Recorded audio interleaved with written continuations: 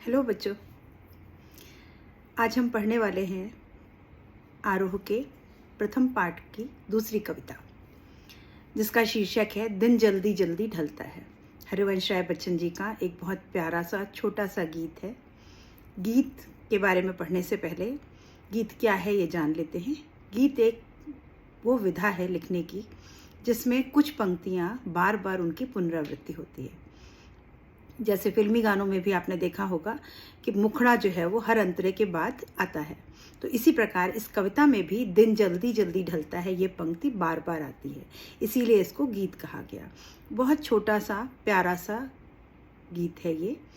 इस गीत का सारांश है कि हमारे पास अगर जीवन में कोई प्रेम करने वाला है या हमारा कोई अपना है और हमें उससे मिलने की इच्छा है, तो हमारे कदमों में तेजी आ जाती है। हमें समय ऐसा लगता है बहुत जल्दी बीत रहा है, लेकिन अगर कोई हमारा अपना ना हो, हमें चाहने वाला ना हो, हमारा इंतज़ार करने वाला ना हो, तो समय काटे नहीं करता। थोड़ा सा भी समय हमें लंबा लगता है और इस सब का एहसास हम सबको है। यहाँ पर कवि इसी बात को दो तरीके से बताता है। एक उदाहरण देता है कि एक चिड़िया जो है वो जब सवेरा होता है तो प्रातःकाल वो अपने घोंसले से निकल के उड़ जाती है और भोजन की तलाश में, क्योंकि उसके बच्चे घोंसले में हैं। और जब वो भोजन लेके शाम को लौटती है तो उसके पंखों में तेजी आ जाती है, वो पंख फड़फड़ाती है, जल्दी जल्दी घर जाने की कोशिश करती है, क्योंकि उसे पता है कि उसके बच्चे उसका इंतज़ार कर रहे होंगे भोजन के लिए।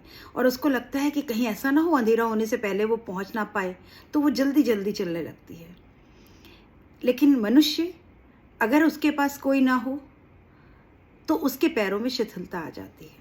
हमें भी अगर पता हो कि कोई हमारा इंतज़ार कर रहा है तो हम जल्दी कदम बढ़ाते हैं और हमें हमारा समय बहुत जल्दी भागता हुआ लगता है। लेकिन अगर कोई इंतज़ार करने वाला ना हो तो क्या होता है, तो हमें लगता है क्या फ़र्क पड़ता है, क्यों जल्दी करें, हम कौन बैठा है वहाँ हमारा इंतज़ार करने। तो यहाँ पर कवि अपने प्रेमी के लिए, अपने प्रेम के लिए, जो कि शायद है या नहीं है, उसको इंतज़ार करने वाला कोई नहीं है, तो अंतिम पंक्तियों में कवि अपना दर्द बयां करता है कि मेरा इंतज़ार करने वाला कोई नहीं है और मेरे पैरों में अब शिथिलता आ गई है। यही प्रेम है जो जीवन में चंचलता देता है, और अगर उस प्रेम से रहित जीवन हो जाए तो उसमें शिथिलता आ जाती है। तो आइए पंक्तियां देखते हैं। दिन जल्दी जल्दी ढलता है। पहली पंक्तियां देखिए, पहली 4 पंक्तियां। हो जाए न पथ में रात कहीं, मंजिल भी तो है दूर नहीं, यह सोच थका दिन का पंथी भी जल्दी जल्दी चलता है, दिन जल्दी जल्दी ढलता है। अभी कवि कह रहा है हो जाए न पथ में रात कहीं, पथ मतलब रास्ता, कहीं ऐसा ना हो रास्ते में ही रात हो जाए। मंजिल भी तो है दूर नहीं, अब मंजिल ज़्यादा दूर नहीं बची, लेकिन ये डर है पथिक के मन में, पथिक मतलब राही, उसके मन में ये डर है कि कहीं ऐसा ना हो रात हो जाए, अंधेरा हो जाए और मैं अपने लक्ष्य तक ना पहुंच पाऊं। यह सोच थका दिन का पंथी, ये सोच करके थका हुआ, दिन भर का थका हुआ राही है। पंथी मतलब जो पंथ पे चलने वाला, पथिक यानी राही, उसके मन में ये सोच आती है और वो जल्दी जल्दी चलने लगता है, जबकि वो दिन भर का थका हुआ है, उसके पैरों में अब जान नहीं बची, लेकिन फिर भी उसके मन में है कि मंजिल अब ज़्यादा दूर नहीं है और कहीं समय न बीत जाए, और वो जल्दी जल्दी चलने लगता है। फिर पंक्ति आती है दिन जल्दी जल्दी ढलता है, और उसको लग रहा है कि ये दिन बड़ी जल्दी बीत रहा है, ये कहीं बीत ना जाए तो मैं थोड़ा तेज़ी से चलूँ, और उसके पगों में चंचलता आ जाती है। आगे की पंक्तियाँ देखते हैं। बच्चे प्रत्याशा में होंगे, नीड़ों से झांक रहे होंगे। अभी इन 4 पंक्तियों में एक चिड़िया का वर्णन किया है। यहाँ आप एक ये चित्र देख सकते हैं, इसमें कितना सुंदर चित्र बना है कि बच्चे जो हैं वो चोंच खोले हुए, मुंह खोले हुए ऊपर देखते हुए इंतज़ार कर रहे हैं अपनी माँ का, और चिड़िया जो है जो दाना लेकर के आई है वो अपने बच्चों के बारे में कह रही है। उसके मन में क्या चल रहा है, बच्चे प्रत्याशा में होंगे, प्रत्याशा मतलब इंतज़ार। अभी चिड़िया के मन में विचार आ रहा है कि मेरे बच्चे इंतज़ार कर रहे होंगे, नीड़ों से झांक रहे होंगे। नीड़ मतलब घोंसला, नीड़ मतलब घोंसला, यानी अपने घोंसले से झांक रहे होंगे। यह ध्यान परों में चिड़ियों के भरता कितनी चंचलता है। अभी ये ध्यान आते ही चिड़ियों के पंखों में चंचलता आ जाती है, वो जल्दी जल्दी पंख फड़फड़ा के दौड़ना चाहते हैं कि हम किसी तरह जल्दी से उड़ के अपने बच्चों के पास पहुंच जाएं। दिन जल्दी जल्दी ढलता है, और जब वो ऐसा कर रहे होते हैं तो उनको लगता है कितनी जल्दी समय बीत रहा है, थोड़ा समय ठहर क्यों नहीं जाता। ऐसा आपने भी महसूस किया होगा, जब एग्ज़ाम या परीक्षाएं आ जाती हैं तो हमें लगता है अब तो समय बचा ही नहीं। हम जब पढ़ने लगते हैं इतनी जल्दी दिन बीत जाता है, और जब हम सोना चाहते हैं तो रात में तो ऐसा लगता है इतनी छोटी सी रात थी हमारी। तो ये कविता हमारे इन्हीं भावों को वर्णन करती है। आगे की पंक्तियाँ देखिए।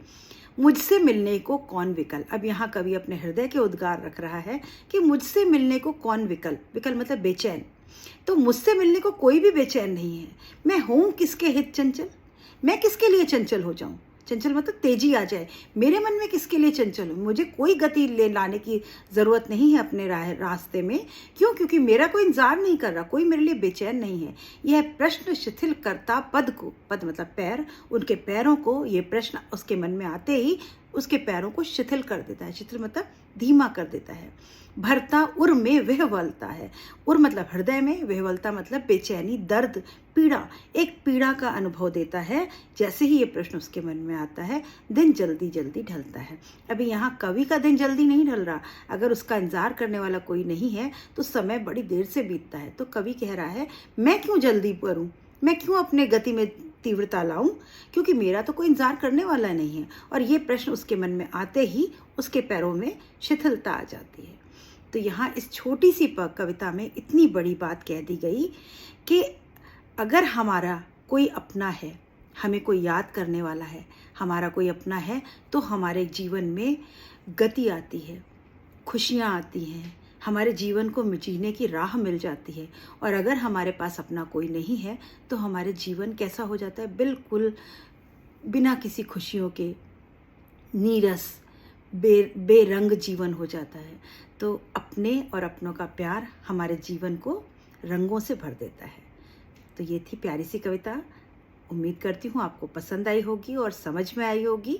इस कविता के प्रश्न उत्तर हम अगले वीडियो में देखेंगे, और इसके लिए आप नेक्स्ट वीडियो देखिए और मेरे चैनल को लाइक, शेयर और सब्सक्राइब कीजिए। अपने दोस्तों के साथ उसको शेयर कीजिए जिससे सबको इसका लाभ मिल सके। Thank you. Thanks for watching.